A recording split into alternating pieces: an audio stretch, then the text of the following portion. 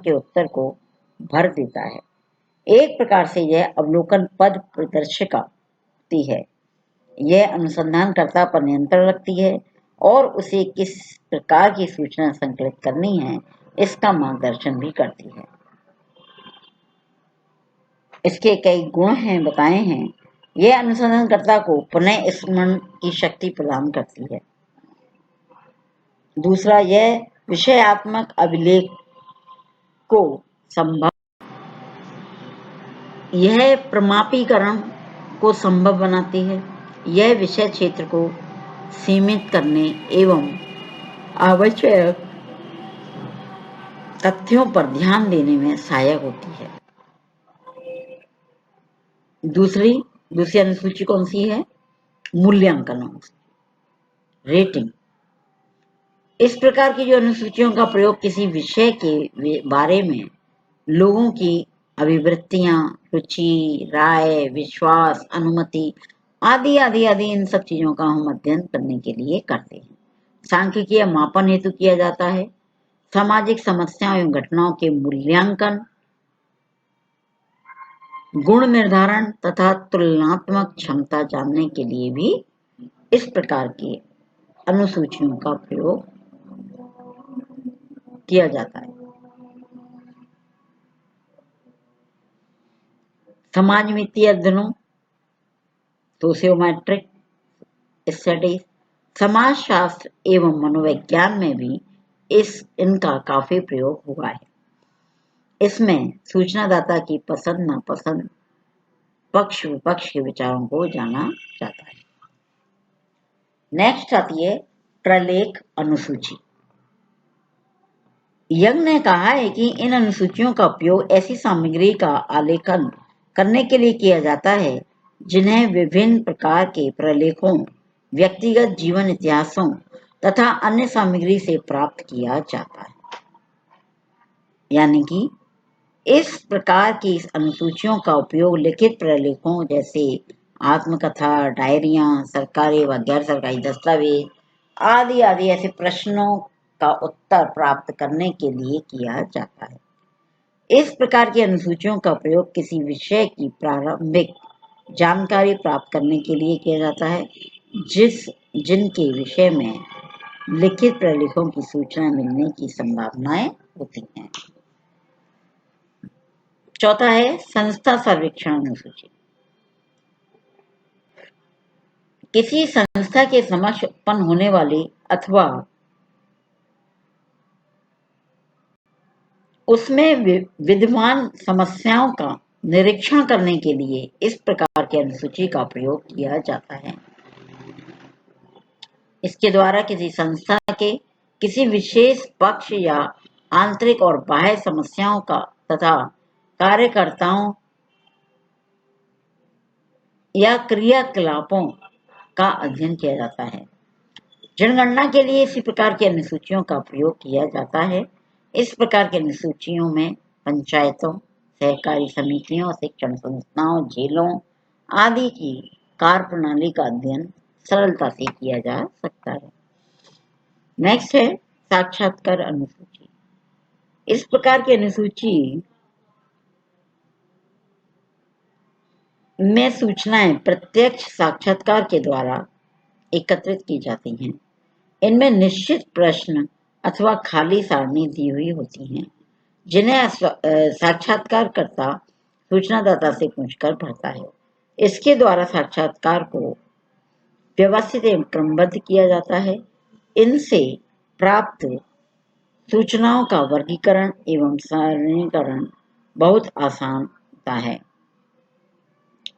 सहायक सूचनाओं की प्राप्ति, संग्रह, सामग्री की जांच अथवा अध्ययन को प्रारंभ करने के लिए इस प्रकार की अनुसूची का प्रयोग किया जाता है। इस प्रकार की अनुसूची के 4 लाभ हैं। इसके द्वारा विश्वसनीय एवं प्रमाणिक सूचनाएं प्राप्त होती हैं। नंबर 2, व्यक्तिगत संपर्क के कारण इसमें अनुसंधान या सूचनादाता को सूचना देने के लिए प्रेरित कर सकता है। तीसरा, इसमें प्राप्त सूचनाओं का सत्यापन हो जाता है। और चौथा है कई घटनाओं का अवलोकन द्वारा भी सत्यापन हो जाता है। या हम कहें अशिक्षित उत्तरदाताओं में भी सूचनाएं प्राप्त की जा सकती हैं। और लास्ट है, स्मरण शक्ति पर आवश्यकता से अधिक भरोसा करने की जरूरत नहीं पड़ती। कहने का तात्पर्य है, इसमें उत्तरदाता से प्रश्नों के उत्तर प्राप्त किए जाते हैं, अतः उसे विचार विमर्श व सलाह मशवरा का समय नहीं मिलता। ऐसी स्थिति में कई बार सूचनाएं यथार्थ, विश्वसनीय एवं प्रमाणिक नहीं हो पाती। सूचनाओं को लिखने में अध्ययनकर्ता का पक्षपात आने की संभावना कम रहती है और अनुसंधानकर्ता द्वारा सीमित क्षेत्र का ही अध्ययन हो सकता है। समय, श्रम व धन की दृष्टि से समग्र अनुसूची का निर्धारण असंभव है। अब आता है अनुसूची निर्माण की प्रक्रिया, कि ठीक है ये सब हो गया, उद्देश्य है, उसके क्या विशेषताएं हैं, लेकिन अब हम अनुसूची को बनाएंगे कैसे, तो इसकी क्या एक प्रक्रिया है।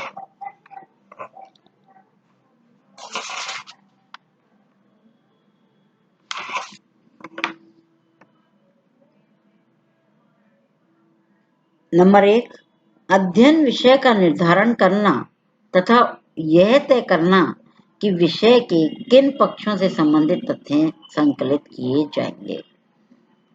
सबसे पहले तो हम इस चीज का तय करेंगे। दूसरे चरण में यह तय किया जाता है कि समस्या के प्रत्येक पहलू से संबंधित कौन सी सूचनाएं प्राप्त करनी है। प्रत्येक पहलू को भी कई उप भागों में बांट दिया जाता है। तीसरे चरण में प्रश्नों की भाषा, वाक्यों की रचना, सारणी के खानों और उसकी भाषा तय हो जाती है। चौथा चरण में बनाए गए प्रश्नों को एक व्यवस्थित क्रम में लगाया जा सकता है, जिससे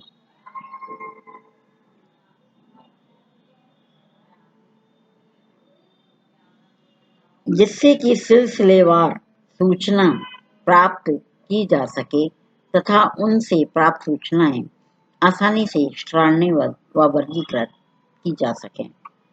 अंतिम चरण में अनुसूची की वैधता की जांच की जाती है। एक छोटे से निदर्शन पर उसका प्रयोग किया जाता है, जिससे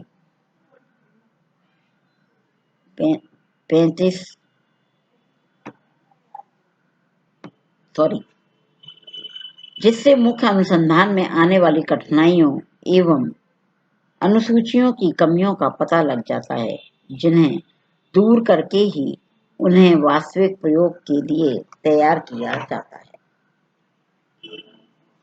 अब आता है कि एक अच्छी अनुसूची तैयार करते समय हम किन बातों का ध्यान रखना चाहिए।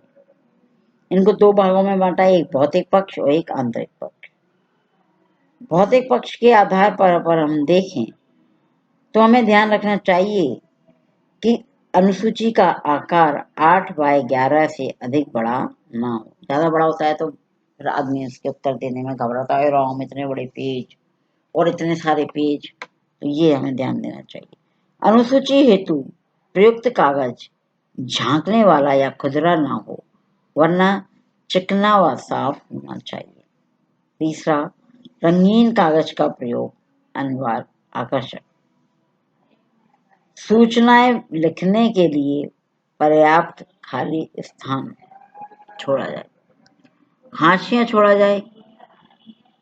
अनुसूची में कागज के एक तरफ ही लिखना श्रेष्ठ होता है।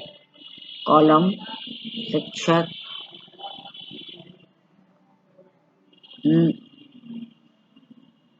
उपशीर्षक द्वारा मदों को व्यवस्थित कर दिया जाता है।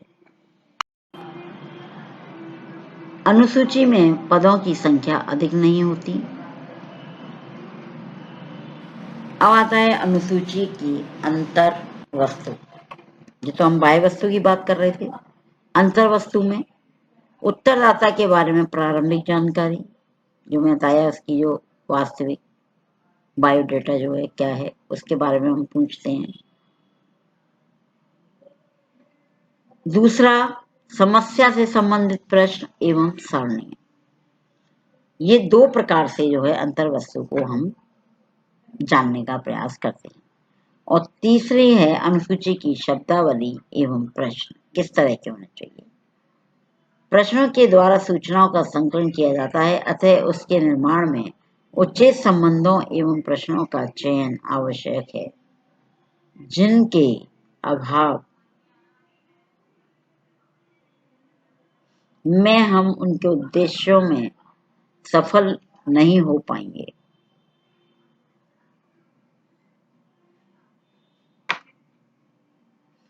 किसी भी प्रश्नावली या अनुसूची में विभिन्न प्रकार के जो प्रश्न पूछे जाते हैं उन्हें निम्नांकित वर्गों में वर्गीकृत किया जा सकता है।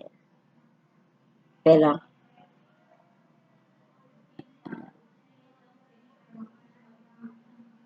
अनिर्दिष्ट प्रश्न।